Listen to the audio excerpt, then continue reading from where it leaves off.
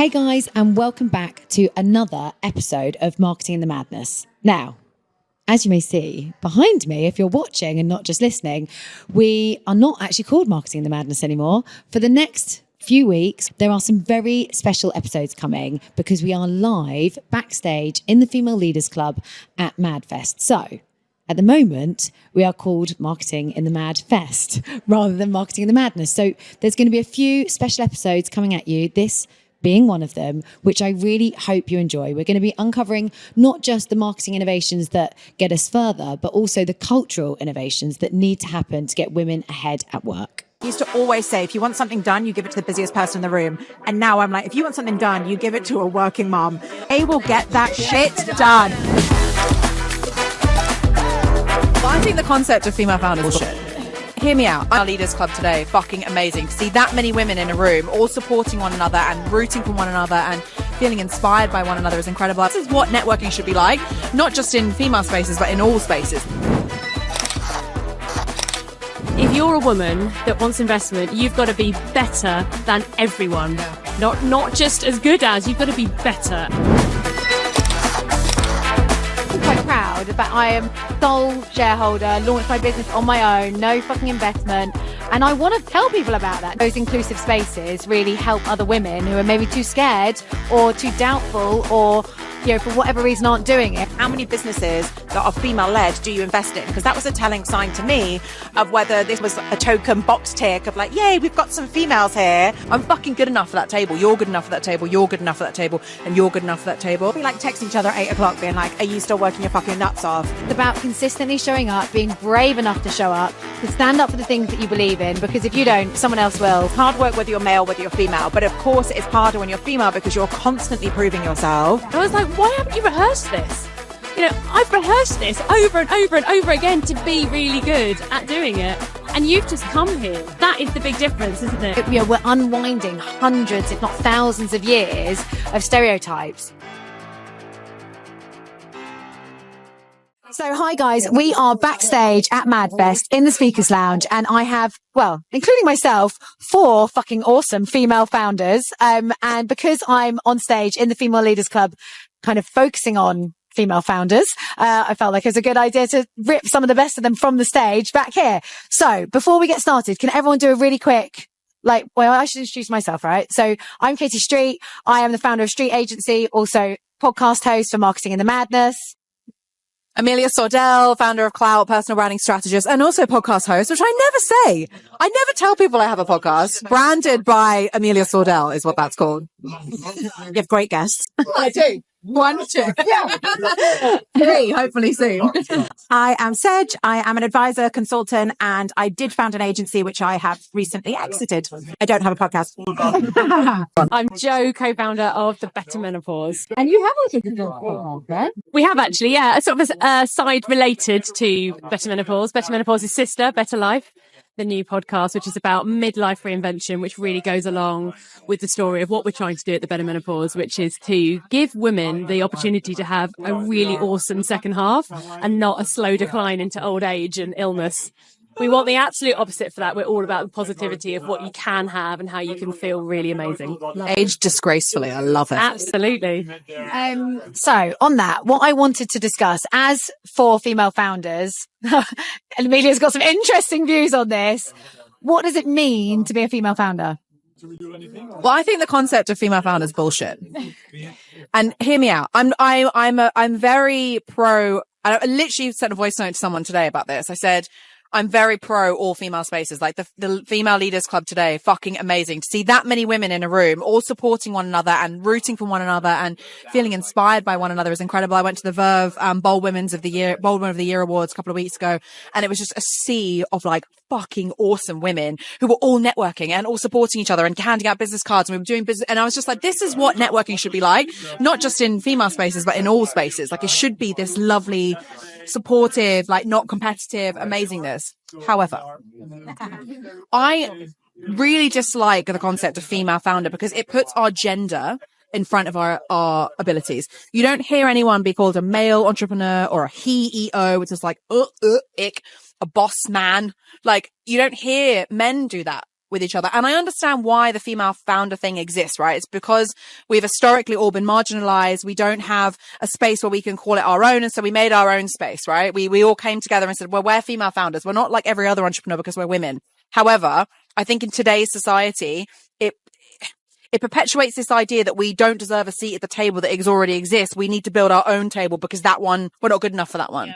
I'm fucking good enough for that table. You're good enough for that table. You're good enough for that table. And you're good enough for that table. And I think by calling ourselves female founders, we're saying, well, we're not quite as good as the founders.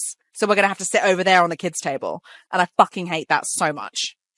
I'm with you, but I challenge that because I do feel like because we have been marginalized and we're so far behind. I mean, look, it's fucking obvious. If you're a woman and you founded a business, you're a female founder. I agree with you. Men don't have to go male founder, but because we haven't been there enough, I think to inspire other, I'm quite proud of that. I am the sole shareholder, launched my business on my own, no fucking investment. And I want to tell people about that. Now, I don't necessarily need to say female founder, but I want people to know that I'm a woman and I was fucking brave enough to go and do it on my, because I think so many women have limiting beliefs that don't believe. So maybe the female founder brand isn't needed, but I do think we've got to fucking speak up more because those inclusive spaces really help other women who are maybe too scared or too doubtful or, for whatever reason aren't doing it, not to do it. Sorry, I just got the biggest waft of water in my face. Literally went straight in my face. Now, look, I'm going to meet the halfway here. It is if you are anyone who is going to start and set up a business, like you said, you did it all off your own accord. It is hard graft. And I used to always say, if you want something done, you give it to the busiest person in the room. And now I'm like, if you want something done, you give it to a working mom and they will get that shit done. Yeah. We talk about this all the time. We'll be like texting each other at 8:00 being like, are you still working your fucking nuts off?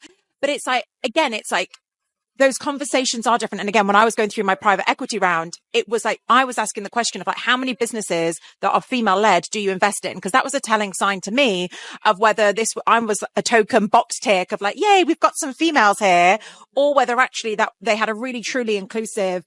And I was just part of the mix. I wasn't sitting at the kids' table. But it is hard work. It's hard work whether you're male, whether you're female. But of course, it's harder when you're female because you're constantly proving yourself. Yeah. And then especially when you throw kids, heavily pregnant, like into the mix too. Like that was the biggest thing for me when I ran Connects and I was starting the business. I could work 24/7 and I wanted to work 24/7 because the thing that was the most important to me was my career. And then I had a kid and I was like, fuck this. Like I can't work every weekend. I can't miss bed and bath time.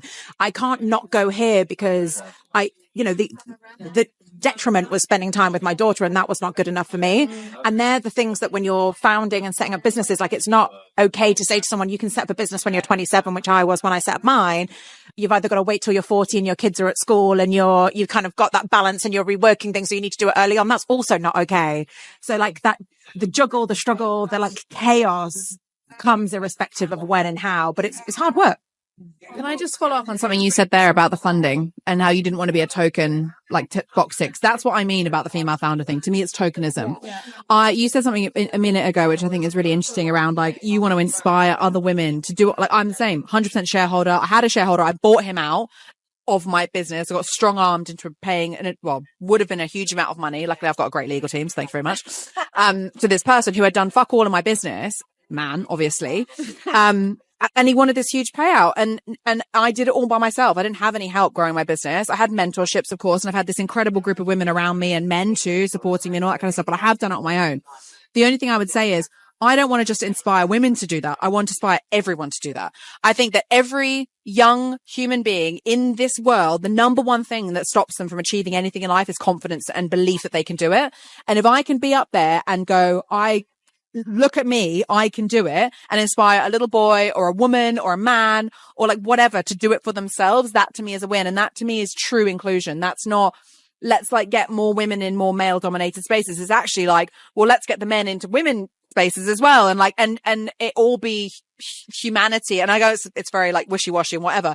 And the world doesn't often operate like that. But that to me is why I don't like female founder. That like at its essence, I want everyone to feel like they've got a voice and everyone to feel like they deserve a seat at the table and everyone to feel like when I'm approached for investment, they're giving it to me because I fucking deserve it, not because they're trying to build some stupid fucking policy that they put on their website. Amen. Amen. Joanna, anything to add? Yeah. So I was recently at an investment pitching event. There were five pitching businesses, 3 run by men, 2 run by women. And the 2 presentations from the women were the best. I mean, and everyone in the room agreed, including the men. And I was reflecting on it and thinking, why is that? And it's, if you're a woman that wants investment, you've got to be better than everyone. Yeah. Not just as good as, you've got to be better. You've got to be slick. Your presentation has to be unfaultable. You have to know the answer to every question. You've got to be energetic and inspiring, and you've got to be absolutely everything. Whereas some of the men just turned up and they were like, but it was okay. And they were sort of lackluster. And I was like, why haven't you rehearsed this?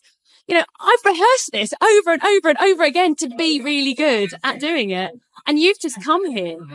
And that is the big difference, isn't it? And the statistic, that's the confidence gap. Yeah. We talk about this, it's the confidence gap. That, oh gosh, because we know the statistics that, 2% of money's going to us. We've got to work really, really hard to get a tiny share of that 2% as well. It's bigger than that though, as well though. So there's statistics around if a woman doesn't meet 80 to 100% of a job requirement, that she won't apply for it. If a man meets 20% of that job requirement, he will. And so it's that. That's why I'm so passionate about personal branding. It's not because I want everyone to build their personal brand. I do, but it's because I know what the confidence that you get from doing that. Like, I would never in a million years be able to do this had I not started building my personal brand. I would never be running a business. I wouldn't be self-employed. I wouldn't have a team. I wouldn't be doing this. God forbid, I would never be in a room full of people that I'd never known. Like, I wouldn't have the confidence to do that.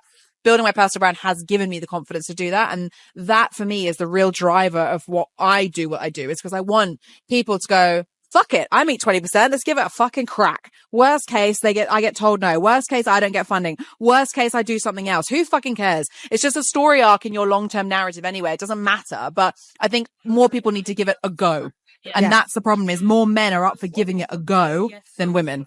Yeah. That is true of minorities as well, right? Like black women, one of the most underlooked investment opportunities of this entire generation. Yeah. I mean, that you've hit the nail on the head. Women, for some reason, don't stand up and don't stand out as much as guys do. I think we're unwinding hundreds, if not thousands of years of stereotypes. And now, and now it's starting to finally change. So my advice to anyone is, regardless of whether you're a man, woman, black, white, whatever, stand up to stand out, because exactly like you said, Amelia, if you don't, you're not going to get that muscle memory. It's about consistently showing up, being brave enough to show up, to stand up for the things that you believe in, because if you don't, someone else will. And your opportunity will go to someone else. I think also it's like, give yourself permission to do what you want to do instead of waiting for someone else to give it to you. Yeah. And that is the thing that we all have in common, is we didn't wait to be invited. We invited ourselves. Yeah. Love that.